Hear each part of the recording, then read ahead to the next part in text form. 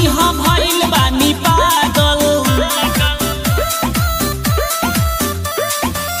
जहिया से देखनी हम देखनी हम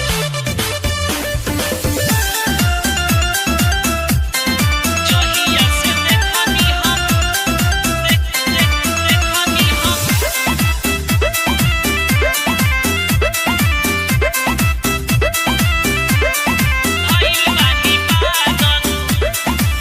चांद जैसन चेहरा बा देहिया गोराइल दूधवा भी फीका पड़ गइल।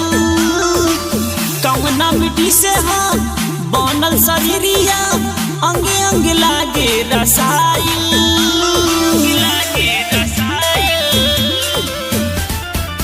चांद जैसन चेहरा बा देहिया गोराइल दूधवा भी फीका पड़ गइल।